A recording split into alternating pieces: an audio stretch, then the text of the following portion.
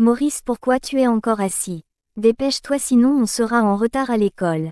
J'attends maman. Elle doit me remettre mon petit déjeuner. Mais où est maman? Elle est dans la cuisine. Va donc la voir pour récupérer ton petit déjeuner. J'ai déjà pris le mien. Rachel, pourquoi tu es si pressée aujourd'hui pour aller à l'école?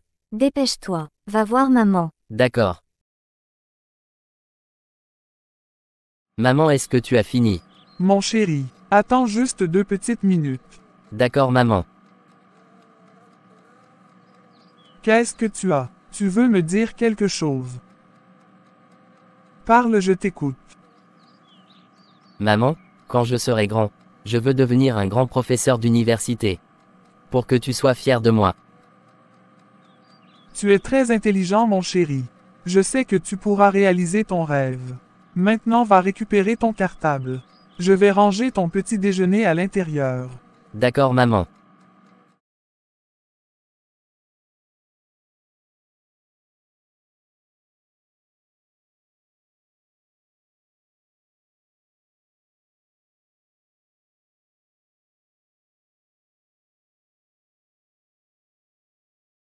Mon Dieu, je suis fatigué.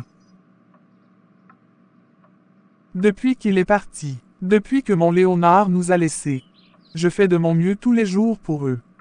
Pour Rachel, pour Maurice, ils étaient si petits, si fragiles. Et maintenant regarde, ils sont grands. À l'université, c'est un miracle.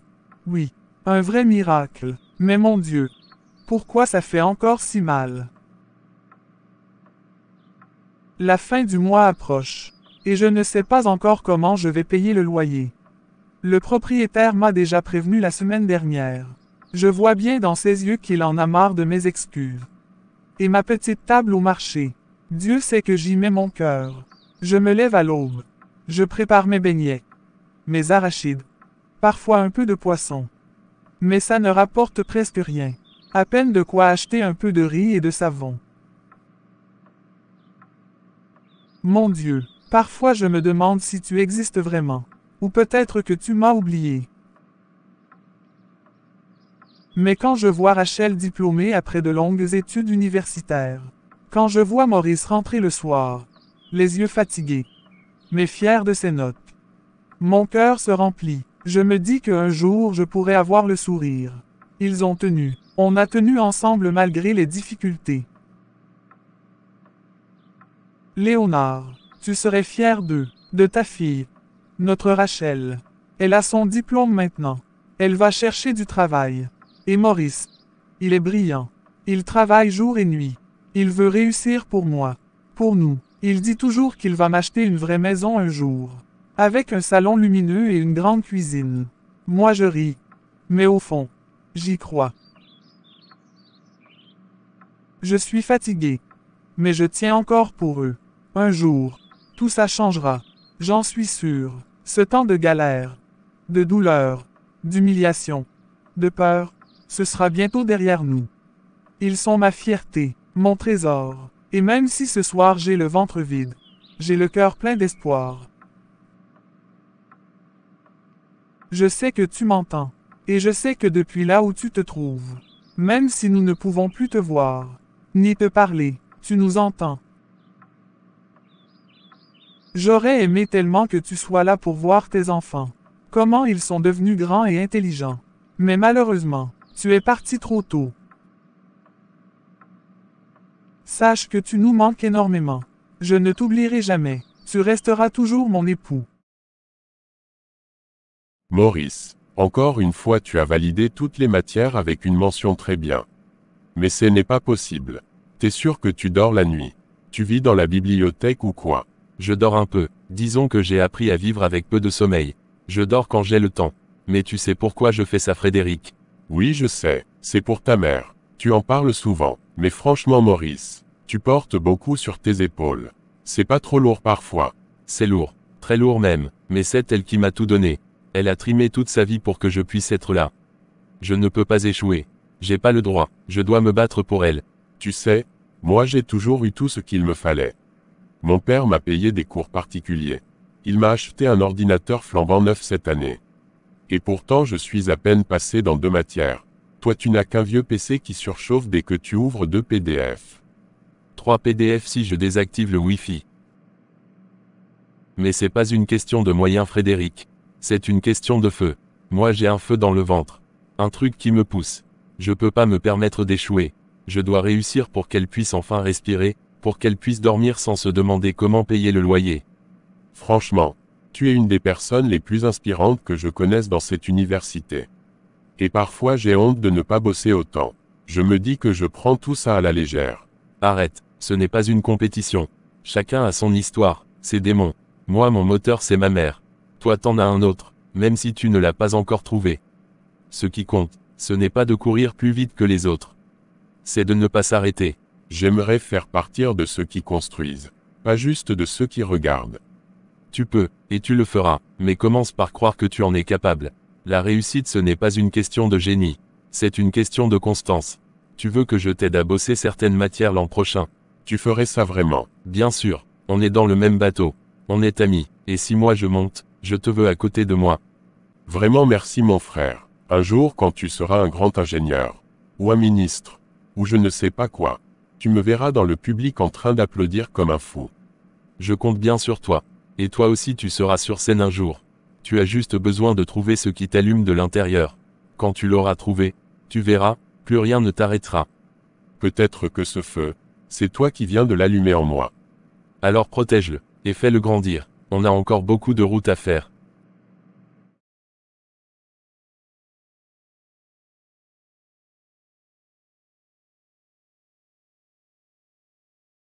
Bonjour charmante demoiselle. Puis-je prendre place à côté de vous? Vous pouvez vous asseoir. Merci. C'est un plaisir pour moi d'être en compagnie d'une personne aussi brillante. C'est la première fois que je vous vois au restaurant de l'université. Vous êtes étudiant ici. Oh non, une amie m'a parlé de vous. Ah bon, de quel ami s'agit-il? Ce n'est pas vraiment important. Je suis Franck. Je travaille dans les cercles d'affaires et de pouvoir. Je pense que vous avez du potentiel. Mais vous ne me connaissez pas. Comment vous savez que j'ai du potentiel? C'est un peu bizarre votre histoire. Je n'y comprends rien. Que voulez-vous au juste? Vous pouvez être tranquille. Je suis là pour votre bien. C'est absurde. Vous ne me connaissez même pas. Si, je vous connais très bien. Et je sais tout sur vous. Vous commencez à me faire peur. Je pense que je vais devoir partir. Calmez-vous, et laissez-moi juste quelques minutes pour vous expliquer pourquoi je suis là. Faites vite. Je vous écoute. Cet endroit n'est pas assez discret. Je préfère qu'on se voie ce soir dans un restaurant. J'aurai tout le temps de vous expliquer. Vous n'avez pas à avoir peur. Je vais vous laisser ma carte de visite. Appelez-moi ce soir.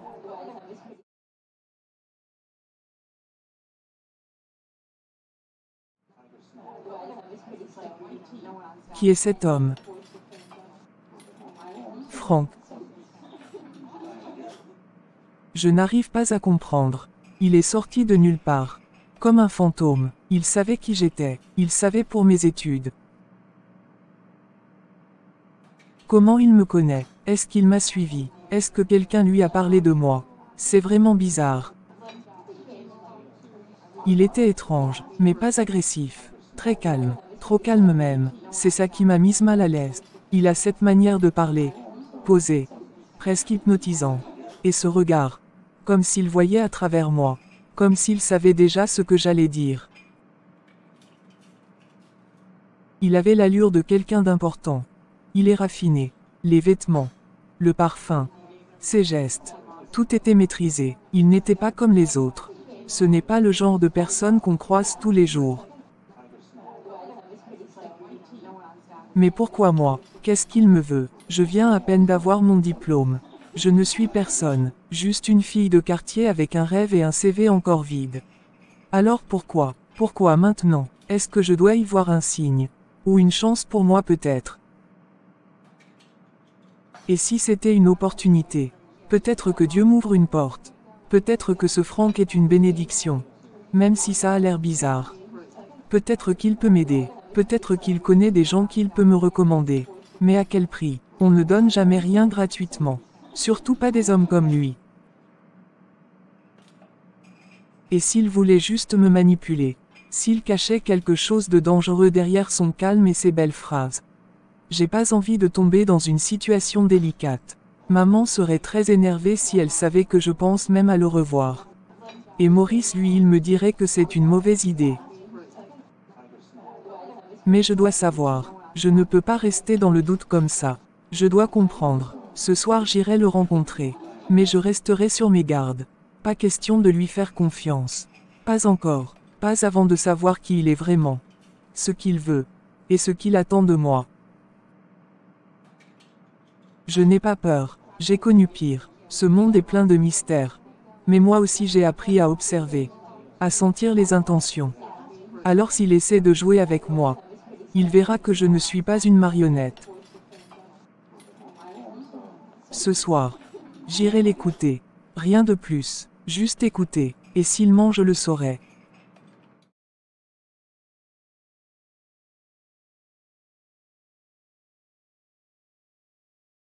Où tu vas, ma chérie? Tu n'as pas terminé ton plat. Maman, Je n'ai pas trop faim ce soir. Ou bien tu n'as pas aimé le repas. Je n'avais pas assez d'argent. C'est tout ce que j'ai pu cuisiner. non maman, ça n'a rien à voir avec le repas. J'aime tout ce que tu cuisines. Seulement que ce soir je n'ai pas l'appétit. Mais où tu vas à cette heure? Je vais voir une amie. Elle doit m'aider à trouver du boulot. D'accord. Prends soin de toi. Et ne tarde pas trop. C'est compris maman. À tout à l'heure. Tu m'as l'air fatigué. Juste un peu, mais ça ira. Je trouve Rachel un peu inquiète ce soir. Est-ce que tu sais ce qui pourrait la tracasser? Ah bon, sûrement qu'elle est un peu stressée avec la recherche d'emploi. Elle n'a pas terminé son plat et elle est sortie. C'est un peu bizarre. Et elle t'a dit où elle partait. Elle m'a dit qu'elle a rendez-vous avec une amie qui doit l'aider à trouver du boulot. Je t'avais dit, c'est sûr que c'est le stress. Ce n'est pas facile d'avoir du boulot de nos jours. Ne t'inquiète pas, Rachel est très sage. Tu as raison. Je dois lui faire confiance et arrêter d'avoir de mauvaises pensées. Il faut aller te reposer maman. Rachel va revenir d'ici peu. Elle n'a pas l'habitude de rester tard dehors. Merci d'être venu. Je n'ai pas assez de temps.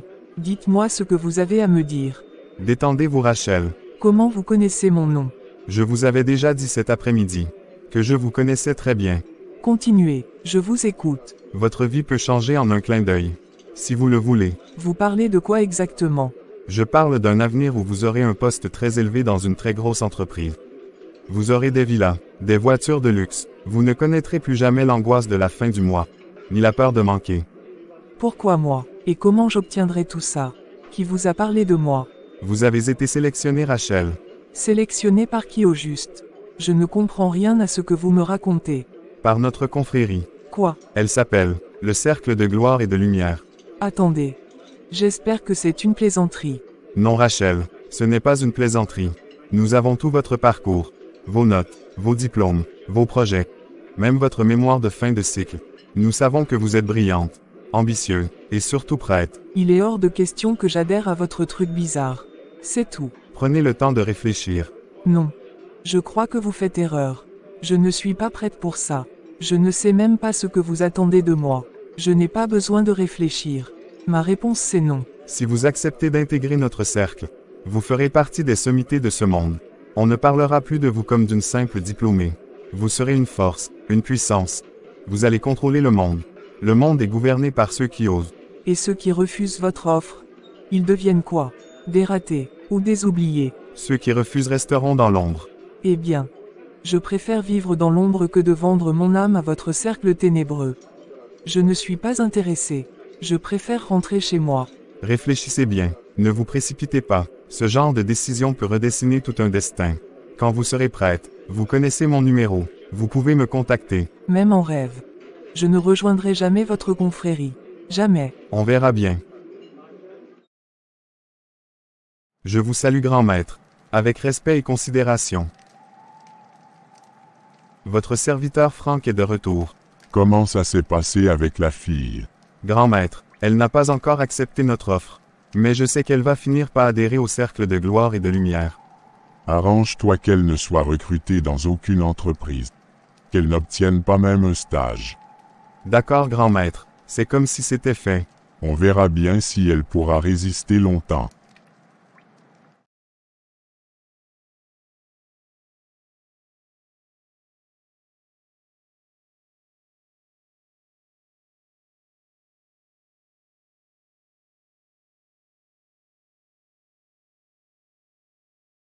Alors, comment s'est passée ta journée? J'espère que tu es revenu avec de bonnes nouvelles. J'étais avec Caroline. Elle dit qu'elle va me présenter demain à un recruteur dans son entreprise. Elle pense que ça pourrait être une bonne opportunité. Mais c'est génial ça, je le sens bien Rachel. Tu vas y arriver cette fois. Tu vas décrocher ce boulot. Je l'espère. Mais tu sais Maurice, ça fait bientôt 1 an que j'ai eu mon diplôme. 1 an, et même un simple stage je n'ai pas pu trouver. Je ne comprends pas, est-ce que je fais mal les choses? Ou bien c'est mon profil qui ne plaît pas? C'est comme si tout était bloqué. Tu n'as rien fait de mal. Le problème ce n'est pas toi. Le monde du travail est dur, injuste parfois. Mais je te jure, tu vas finir par trouver. Tu es brillante, et tu aimes le travail, tu as juste besoin de la bonne porte qui s'ouvre. Parfois j'ai l'impression que toutes les portes sont fermées. J'envoie des CV. Je vais aux entretiens. Toujours des silences ou des refus polis. Et pendant ce temps, je vois des gens qui n'ont même pas fini leurs études décrocher des postes confortables. C'est frustrant. Je comprends, mais ne regarde pas ce que les autres ont. Toi tu fais ton chemin. Il est peut-être un peu plus long, un peu plus tortueux, mais il te mènera quelque part. Tu n'as pas souffert pour rien Rachel. Tu crois vraiment que ça va marcher? Oui, et même si ça ne marche pas demain, ce n'est qu'une étape. Un jour, tu vas te lever et tout aura changé. Une seule rencontre peut tout déclencher. Il faut juste que tu sois prête. Tu parles comme maman. Normal, j'ai hérité un peu d'elle. Et tu sais quoi, elle a toujours eu raison sur toi. Elle dit que tu es une battante, que tu finiras par briller. Moi je la crois. Merci petit frère. T'es toujours là pour me remonter le moral. Sans toi je crois que j'aurais lâché depuis longtemps. Tu n'es pas seul, on est ensemble là-dedans. Je vais me coucher. Demain va être une longue journée.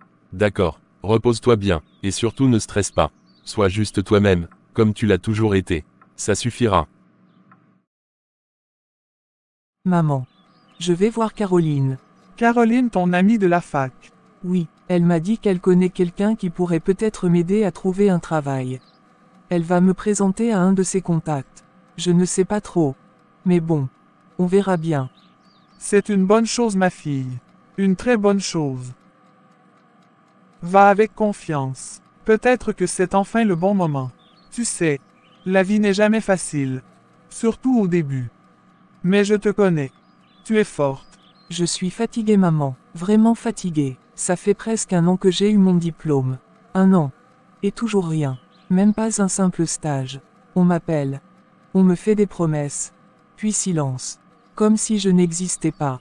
Je sais ma chérie. Je vois ton combat tous les jours. Et je souffre avec toi. Mais ce n'est pas le moment d'abandonner. Tu as travaillé dur pour ce diplôme. Tu ne l'as pas eu par magie. Tu es brillante Rachel. Ça finira par payer. Mais quand maman? Tu te rends compte?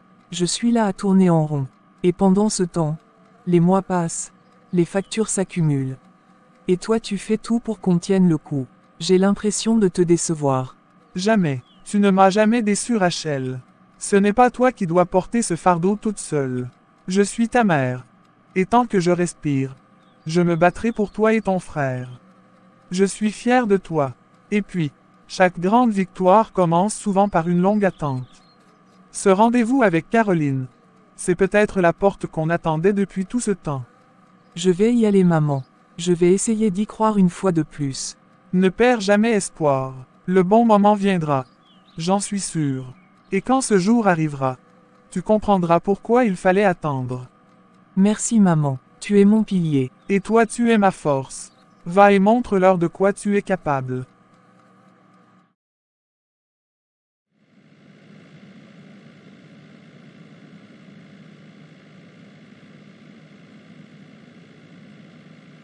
Je descends au café juste au coin de la rue. Rachel, il faut que je te dise quelque chose. Qu'est-ce qu'il y a? Tu fais une drôle de tête depuis tout à l'heure. J'ai eu le chargé de recrutement ce matin, celui dont je t'ai parlé. Tu m'as dit qu'il avait été impressionné par mon profil, que je devais le rencontrer aujourd'hui. Il m'a dit qu'il ne recrute plus, pas pour le moment en tout cas. Il m'a dit que finalement il n'y avait pas de poste ouvert actuellement. Comment ça? Mais Caroline, tu m'avais dit que le processus était lancé, et que c'était presque sûr. Tu m'avais dit qu'il était très intéressé. Je sais, et c'est vrai. Je ne t'ai pas menti. Il l'était vraiment. Je ne comprends plus rien Rachel. Même hier après-midi encore. Il parlait de te faire venir pour un entretien. Et ce matin il me sort ça, comme si tout avait changé du jour au lendemain. Tu te rends compte de ce que tu me dis là. Je m'étais accroché à cette opportunité. J'y ai cru Caroline, pour une fois. J'y ai vraiment cru. Je me suis dit, enfin une porte qui s'ouvre.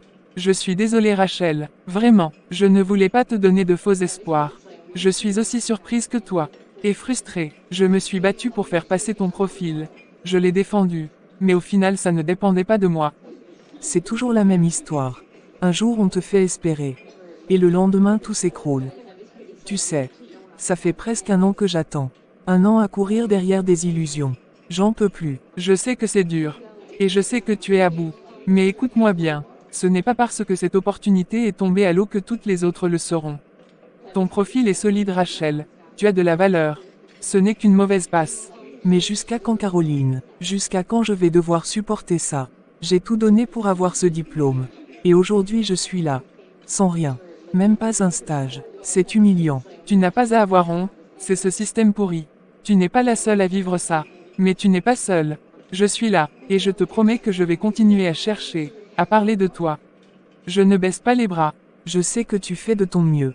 Et je t'en suis reconnaissant. Tu es mon ami, et je serai là toujours pour toi. Monde entier me ferme les portes au nez.